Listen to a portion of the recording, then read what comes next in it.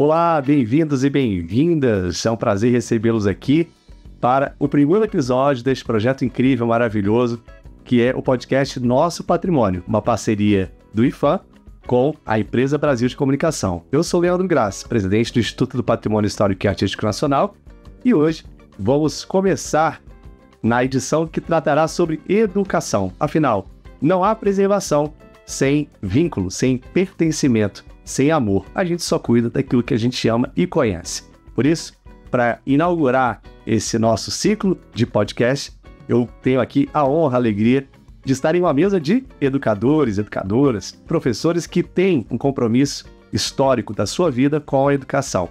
Recebo hoje aqui, no nosso estúdio, a querida ministra Macaé Evaristo, que é natural lá de São Gonçalo do Pará, professora, assistente social e mestre em educação pela UFMG. Foi a primeira mulher negra a ocupar os espaços de Secretaria Municipal de Educação de Belo Horizonte, 2005 a 2012, e secretária estadual de Educação de Minas Gerais, de 2015 até 2018. Deputada estadual de Minas Gerais, cargo do qual se licenciou para assumir, para o bem do Brasil, a posição de atual ministra dos Direitos Humanos e da Cidadania. Ministra, muito bem-vinda. Obrigada, uma alegria estar aqui com essa conversa tão importante, né? E é a gente poder dialogar sobre educação patrimonial.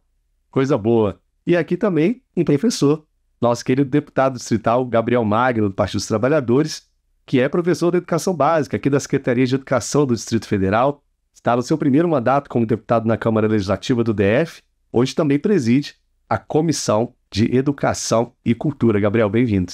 Obrigado, Leandro, Macaé. Aqui nessa casa, né, da IBC, vai ser um papo bem sobre educação, cultura, patrimônio, participação. E para responder o que faz o Brasil, e a gente sabe, é o nosso patrimônio cultural, mais ainda, para responder como a gente conecta as pessoas com esses bens, com toda essa riqueza que representa o nosso país, eu tenho aqui o Gabriel e a ministra Macaé, para a gente bater esse papo. Acho que começando aqui trazendo a história, a trajetória de vocês como educadores, como professores. Quando a gente entra na sala de aula, a gente tenta fazer o estudante gostar daquilo que a gente está proporcionando, daquele conteúdo, daquela matéria, daqueles temas. E, ministra Macaé, enquanto professora, o que você faz ou o que você fazia para seus estudantes se conectarem com aquilo que você estava trazendo, com os temas da sala de aula? Bom, eu durante muito tempo trabalhei como professora dos anos iniciais. E, felizmente, eu trabalhei numa escola que tinha um projeto muito interessante. A gente organizava todo o currículo a partir da experiência dos estudantes. Então, a gente tinha uma prática que era fazer assembleia com os alunos, para escutar mesmo, para escutar as experiências, o que eles tinham vivido, as suas histórias. E a partir desses diálogos, nós íamos construindo toda a proposta pedagógica, curricular da escola. Eu acho que isso é muito importante, porque não tem aprendizagem se não tem significado, né? E o significado ele é construído de dentro para fora. Então tem que fazer sentido para aquele estudante. E depois eu fui trabalhar com formação de professores, trabalhei com professores indígenas, com professores quilombolas, com professores de diferentes lugares, e acho que isso sempre tem muito sentido. Quando a gente dialoga, como o Paulo Freire bem ensinou, você faz uma educação dialógica e você alimenta, né? Alimenta o sonho, a esperança, mas principalmente dialoga com os saberes que os estudantes trazem também, que isso é fundamental, pelo menos na minha experiência. Isso é muito legal, né? Quando a gente participa, quando a gente se envolve, a aprendizagem ela fica mais fácil. E nem sempre o que a gente pretende aprender ou gerar o conhecimento é mais próximo, é tão ali do dia a dia. Você é professor de física, né, Gabriel? E eu sou de humanos, eu sou sociólogo, você é pedagogo. É difícil aprender física? Como é que você fazia? Como é que você testava ali os seus métodos, sua forma de aprendizagem? A Macaé traz, Leandro, uma questão, né, assim, para além de fazer gostar, né, assim, é como que a gente conecta, né, com compartilhamento de interesses, de conhecimento, de território, né, acho que esse é o grande desafio da escola, da educação. Eu fui professor de física, então, e eu falo assim, a física, a escola muitas vezes, não só com a física, né, ela vai acabando um pouco com a curiosidade natural nossa, porque todo mundo que foi criança uma vez, né, Macaé? Já olhou para o céu e perguntou assim, por que o céu é azul? Né? Ou por que existe o arco-íris? Ou uma série de fenômenos da nossa natureza, né? E a gente vai perdendo muitas vezes isso, porque também muitas vezes a escola ou a educação formal não nos deu essa resposta em casa, pelo contrário, foi desestimulando a criatividade, né? Quantos de nós não lembramos, assim, uma pergunta que a gente faz, não, menino, faz essa pergunta agora não, que essa pergunta está fora de hora. Então, acho que a escola tem esse papel, né, de despertar a curiosidade e tentar trazer, conectar com o dinamismo da vida real. E acho que também, eu sou oriundo do movimento sindical educacional, acho que também tem uma questão que é fundamental na escola, que é o desafio estrutural da educação básica, né? Pensar carreira, pensar gestão democrática, né? Isso que a Macaé colocou, via comunidade escolar, estrutura das escolas, né? É difícil também você falar, por exemplo, de física, matemática, biologia, química, numa escola que não tem nem um laboratório de ciência, às vezes não tem um banheiro, né? Não tem... Eu acho que essas questões estão sempre muito conectadas. Mas acho que esse é o grande desafio da escola, é o espaço de encontro da cidadania, né, do direito, essa escuta é fundamental. E é tão bonito quando a gente vê o trabalho do professor gerando frutos, quando a criança, o adolescente, o jovem, às vezes o próprio adulto sai da escola e a vida começa a mudar. E nós temos um desafio no Brasil, que é mudar a relação que o país tem com o seu patrimônio cultural. E esse governo tem apostado muito em educação patrimonial, e eu queria trazer isso para a nossa conversa. Como é que vocês enxergam a importância da educação patrimonial, do sentimento de pertencimento, para o compromisso da preservação, às vezes até para que as pessoas se entendam historicamente, se entendam a respeito da sua ancestralidade, porque o patrimônio não é só o que é edificado, a gente tem esse desafio dos sítios históricos, dos monumentos, mas também o desafio de recuperar a nossa memória através do patrimônio imaterial, da nossa arqueologia. Eu queria que a gente falasse um pouco sobre isso. Eu sei que vocês são duas lideranças da educação e comprometidas também com a preservação do patrimônio, ministra. Bom, eu quis dizer que eu adoro essa conversa, porque eu acho que ela é muito importante, principalmente para as crianças, para os jovens que estão nas escolas de periferia, ou estão nas escolas do campo, das escolas das ilhas. Durante muito tempo, pelo menos a minha geração conviveu com uma ideia de patrimônio que era alguma coisa muito estrangeira às nossas comunidades. Então, o patrimônio era sempre alguma coisa que foi produzido, mas dentro de uma estética que não era uma estética nossa, né? Que dialogava com os saberes populares.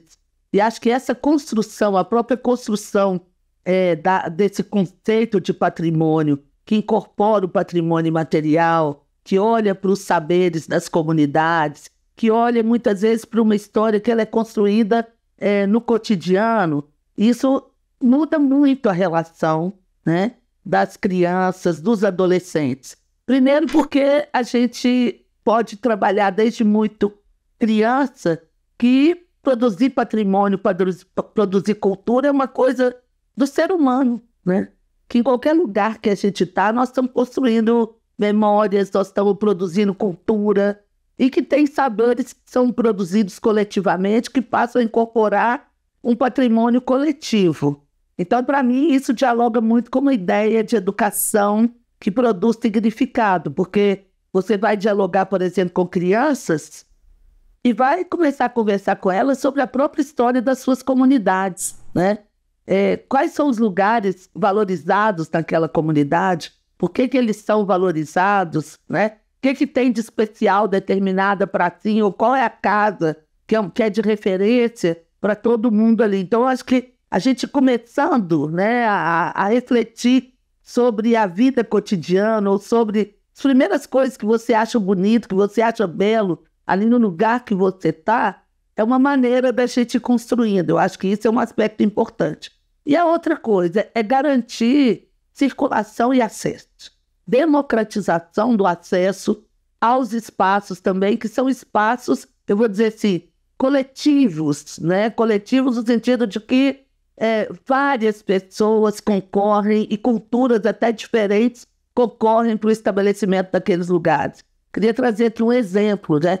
Muitas vezes a gente olha muito pouco para os museus presentes da nossa cidade, ou olha para os museus a partir de uma leitura, que eu vou dizer assim, que é uma leitura colonial, mas será que é possível a gente produzir uma leitura, né, descolonizadora, muitas vezes, dos acervos que a gente tem dentro dos nossos museus? Eu tenho uma experiência lá de BH, que a gente fez uma proposta dessa, né? Que foi olhar para todos os museus que a gente tinha na cidade e pensar como é que a gente constrói um território negro dentro desses museus que não foram pensados a partir de uma leitura, de uma produção histórica e artística da população negra, mas que a gente está ali presente. Então, eu penso que isso também é muito importante, garantir que as crianças acessem, tenham outras leituras desses espaços, e os próprios profissionais da educação, que muitas vezes também não têm essa formação. Então é preciso construir momentos de formação e pensar na possibilidade também de criar vínculo com esses espaços. Porque sem vínculo, sem significado, a gente não constrói amor, não constrói uma necessidade, não vê necessidade de preservar. Maravilhoso isso, ministro. É muito legal mesmo esse resgate de uma ideia fundamental, que é há patrimônio em todos os lugares. Há patrimônio na nossa rua, há patrimônio lá no nosso bairro. E há alguns anos o IPHAN vem desenvolvendo um trabalho que é dos inventários participativos, que já foi aplicado em vários lugares do Brasil, inclusive aqui em Brasília, com o apoio do Gabriel, que é um dos parlamentares que vem, inclusive, destinando recursos para isso. E, Gabriel, eu queria falar sobre essa importância dos projetos de patrimônio cultural ou de educação patrimonial ligados às escolas, em que os próprios alunos, a própria comunidade, como a ministra bem colocou, referenciam seus bens culturais. Isso é muito importante, né? Claro. Primeiro, eu acho que a Macaé traz no final da fala dela uma questão que é importante, que é a do amor, né? Dessa conexão, porque o ex-presidente do IPHAN, estamos aqui numa conversa com o atual, não o passado, né? Mas lá atrás, o Aloysio Magalhães chegou a dizer, né, que a gente só preserva aquilo que ama e a gente só ama aquilo que a gente conhece, né? Mas esse é o sentido fundamental. Então, criar conexão, criar identidade, relação num país que tem um patrimônio explosivo, né? Assim, da roda de samba, passando pro frevo, pro grafite, o hip hop, uma agenda cultural imensa, mas, né, o fazer da comida, do cheiro, né, para além dos prédios, edifícios, para além dos museus, né? Acho que isso é fundamental. E aí, Leandro, a educação patrimonial e a escola, acho que cumpre um papel importante. Quando a gente pode também falar que patrimônio é identidade, né? A criação de uma identidade de um povo, de um país, de um bairro, de uma cidade. E quando a gente fala de identidade, nós também falamos num país que tenta apagar algumas identidades, né? E a escola, sem dúvida nenhuma, é uma trincheira dessa disputa, né? Eu estou falando do Brasil, que tem o Cristo Redentor de braços abertos, um patrimônio, né? Uma das grandes questões da humanidade. É o mesmo país que tem o genocídio indígena, que tem atualmente o genocídio da população jovem negra. Como é que a gente também dialoga com essas contradições e constrói, né, essas narrativas de qual que é a identidade do povo brasileiro, da onde se construiu isso, né? Por isso que nós temos, e avançamos na legislação, né, Macaé? Assim, a Lei 10.631 é importantíssimo, porque ela resgata esses valores. A escola cumpre um papel muito fundamental de também de ser uma trincheira dessa disputa da identidade. E ela é super atual, não é só sobre a história, né? Não é só sobre o olhar para trás, que é fundamental, mas é presente e o futuro. Nós podemos falar, assim, dos povos originários, de qual a sua contribuição para o conhecimento que nós temos hoje, mas como eles foram, né, duramente atacados. Podemos falar sobre o processo da escravidão no Brasil, podemos falar sobre o processo da ditadura militar, muito pesado, podemos falar sobre o que nós estamos vivendo hoje no país, né, uma tentativa de golpe de novo, de atacar a soberania nacional, preservar a identidade, né, cultural da nação, do que significa isso, né? Acho que o patrimônio está conectado com essa agenda, né, que é muito fundamental. Maravilha, participação, comunicação, amor, democracia e educação. Com isso a gente encerra o primeiro bloco, daqui a pouquinho a gente volta aqui com a ministra Macaé, com o deputado Gabriel Magno, para continuarmos conversando sobre a importância da educação na preservação do nosso patrimônio. Já voltamos.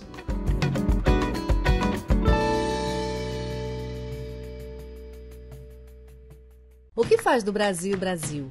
Num país tão diverso quanto o nosso, tem coisas que nos conectam, nos emocionam e nos fazem únicos. São as histórias que contamos, as tradições que nos abraçam e as memórias que moldam quem somos. Desde 1937, é o IPHAN quem preserva essa riqueza, protegendo aquilo que só o Brasil tem. celebrando tudo aquilo que faz a essência da nossa identidade nacional. Tudo aquilo que nos dá orgulho e nos define, o que nos faz brasileiros. Das ruas históricas das nossas primeiras cidades ao modernismo da nossa capital, do saber ancestral em nossas panelas ao toque preciso dos nossos artesãos. O IFAM está em nossa mesa, nossas crenças, nossas festas. Está na música que faz o nosso coração vibrar e nas paisagens, prédios e monumentos que vemos todos os dias. O IFAM está onde a brasilidade vive, floresce e resiste, porque onde tem Brasil, tem história. E onde tem história, tem IFAM. Onde tem Brasil, tem IFAM.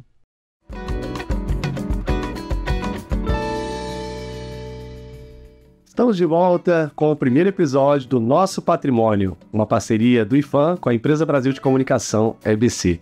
Recebendo aqui a ministra Maica Evaristo e o nosso deputado distrital Gabriel Magno para conversarmos sobre educação patrimonial. E a gente retorna escutando aqui aqueles que realmente sabem, as crianças. Vamos lá. Eu gosto de aprender sobre patrimônio, porque a gente aprende muitas coisas. Exemplo, tem a igrejinha aqui do lado, que ela foi uma das primeiras igrejinhas de Brasília, tem a obra do Alto Vulcão, tem muitas coisas legais. E é importante aprender sobre patrimônio, que a gente aprende mais sobre a nossa cultura. E eu acho legal a aula porque, além de aprender sobre a história de Brasília, a gente também aprende sobre lendas, como foi construída Brasília. E eu acho que esse lugar devia ser preservado, não só porque todos os monumentos têm marcas históricas na história da nossa cidade, e também porque pode ser um bom turismo por aqui. Adoro aprender sobre o patrimônio na escola, porque é uma coisa que a gente leva para a vida adulta, e caso a gente se torne uma pessoa que trabalha com os patrimônios, a gente consegue ter mais conhecimento e mais habilidades com esse tipo de coisa. E patrimônio é uma coisa que é muito importante, porque eu trago também para a questão da cidadania, de você conhecer a sua história, de você saber preservar a sua história, daquilo que é seu, você cuidar daquilo que é seu e você se apropriar da sua história. Coisa maravilhosa a gente poder escutar as crianças também, a nossa querida professora, tantos educadores e educadoras que dedicam sua vida à cultura, fazendo a educação patrimonial, promovendo a arte nas escolas. E a gente está vendo essa geração vir com tudo, uma geração que está aí super envolvida, super já letrada no ambiente digital. É preciso também a gente trabalhar essa inclusão nas escolas, a inclusão no acesso às novas tecnologias. E isso também está mudando muito a própria educação patrimonial. A gente tem visto algumas experiências com tecnologia de realidade aumentada, através do computador, das plataformas. Hoje eu quero conhecer um centro histórico, eu posso entrar no Google Maps, eu posso entrar ali em alguma área do ambiente digital que me dá essa oportunidade. E aí também a gente tem um desafio da formação dos professores, né, ministra? Que também faz parte da sua atuação ao longo da sua vida. Como é que a gente concilia aí essa nova realidade digital, virtual, tecnológica, com a formação dos professores e, ao mesmo tempo, proporcionando para esses meninos e meninas o sentimento de pertencimento ao território, às suas origens, suas histórias? Bom, eu sempre vou falar de experiências vividas, não tem como, né? Eu acho que, primeiro, a gente precisa democratizar o acesso, de maneira geral, principalmente nos grandes centros, mas também para as crianças que moram no interior, no campo. Muitas vezes elas não conseguem acessar vários dos nossos patrimônios culturais, né? Fico pensando, quantas crianças brasileiras têm a possibilidade de conhecer Brasília, que é a nossa capital, né? Então, para muita gente, isso vai ficar só na esfera do sonhado ou vai acessar por meio de plataformas digitais. Então, eu acho que a formação de professores é importante, no sentido de que os próprios professores eles precisam se apropriar disso. E eu vivi uma experiência muito legal quando fui secretária de Educação em Belo Horizonte. Primeira vez que nós conseguimos aprovar um projeto de Lei Rouanet para a educação. Nós fizemos um curso de pós-graduação para professores como agentes culturais. E o conteúdo do curso era explorar todo o patrimônio do município de Belo Horizonte e região metropolitana para pensar como que esses conteúdos eles podiam ser incorporados ao currículo das diferentes áreas do conhecimento, né, na proposta curricular. Então, foi uma experiência muito legal, porque nós articulamos professores de educação básica com os educativos das redes de museus e educadores e artistas para discutir e pensar proposições de como incorporar no cotidiano das escolas essas experiências. Então, a gente precisa pensar a educação patrimonial como parte do currículo e também garantir que se tenha no campo educacional, no campo da cultura, espaços para formação que eles não sejam tão individualizados, porque a gente tem um problema também, muitas vezes, da formação. A gente forma gestores culturais, pessoas que atuam no campo da cultura, nesses espaços, e do outro lado a gente forma professores. A gente precisa unir, né? Eu falo, é preciso ter formação e ela seja interdisciplinar e que a gente coloque em contato pessoas que trabalham e estão preocupados com a educação a partir de diferentes lugares. Então, eu acho que isso, para mim, é fundamental. E ter financiamento. Às vezes as pessoas pensam que o financiamento educacional, né, ele não pode, por exemplo, ser direcionado para você alugar um ônibus. Mas para muitas crianças, né, a possibilidade de circulação na cidade, ela é vetada. Os espaços, eles não são democratizados. A gente tem espaço público e, se a gente olhar bem quem é o público que frequenta, nós vamos ver ali uma diferença enorme do ponto de vista de classes sociais. Então, se uma criança, né, eu falo, se a gente, nesse momento da escola, a gente não apresenta esses espaços para que a pessoa sinta que aquele espaço ali me pertence, que eu tenho pertencimento, é muito pouco provável que essa pessoa vá acessar aquele espaço mais tarde. Então, eu acredito fortemente nessa articulação objetiva de educação e cultura para a gente avançar nessa agenda da educação patrimonial. E isso é muito real. É mais do que a gente até imagina. Pessoas que na sua cidade ainda não tiveram acesso aos principais lugares, aqueles que são mais emblemáticos. Esses dias, Gabriel, ministro, a gente fez uma ação com isso da escola pública aqui de Brasília para conhecer a Praça dos Três Poderes. Muitos nunca tinham pisado na praça. E aí eu vou pegar um gancho, porque a gente teve ali um sábio estudante que falou sobre turismo, que falou sobre a importância de a gente também usar a educação, a cultura, o patrimônio ao nosso favor do ponto de vista do desenvolvimento, da renda, do trabalho. E o patrimônio pode ser, Gabriel, esse instrumento de desenvolvimento econômico, de oportunidades, para que as pessoas não só se sintam parte, mas elas possam também colocar a sua atuação a serviço deste patrimônio. Sem dúvida nenhuma, né, Leandro, Macaé? Eu falo, inclusive, que aqui nós estamos em Brasília. Brasília é o maior sítio tombado da Unesco, por exemplo. Né, não tem uma área, e a gente fala em sítio também, acho que não é um sítio arqueológico. É uma área, né, que foi considerado um patrimônio da humanidade, até porque é importante até dizer isso, né? Brasília não nasceu para ser museu. Brasília nasceu para ser vivida, né, para ser aproveitada, compartilhada, que é o que os estudantes colocaram. E essa questão da educação, ela está muito conectada com a cidade, né? A gente tem um problema na cidade de mobilidade, de acesso, de direito à cidade, que muitas vezes é a escola que é o primeiro espaço de oportunidade para isso. Eu lembro, eu fui professor em São Sebastião, que é uma cidade aqui no Distrito Federal.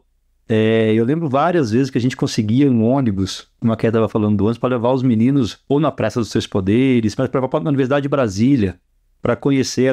Para muitos, era a primeira vez que passavam pela Ponte JK, que é um cartão postal da capital do país, mas acessavam lugares da cidade, né, e passava a fazer mais sentido, né, essa conexão. Então, o menino falou, o estudante nosso falou do turismo, né, os dados da ONU mostram que hoje o turismo no mundo, da OMC, o turismo no mundo representa 10% do PIB mundial. Isso é uma oportunidade de desenvolvimento social, econômico, cultural, de geração de emprego e renda. Numa cidade, volto para Brasília, né, que tem essa oportunidade de ser patrimônio da humanidade, uma cidade que ainda tem dificuldades com isso, né? Nós temos o dobro da média de desemprego da média nacional, por exemplo, e a gente poderia estar utilizando o título do patrimônio, a oportunidade que nós temos para ser um eixo, um motor do nosso desenvolvimento econômico, do nosso desenvolvimento social, pensar a cultura como direito, né? Então, do direito à cultura, do direito cultural, do direito à cidade, que é fundamental, articulado com a escola, com as políticas públicas, né? Eu costumo dizer, Macaé, você foi secretário de Educação, a escola é a porta de entrada para a cidadania.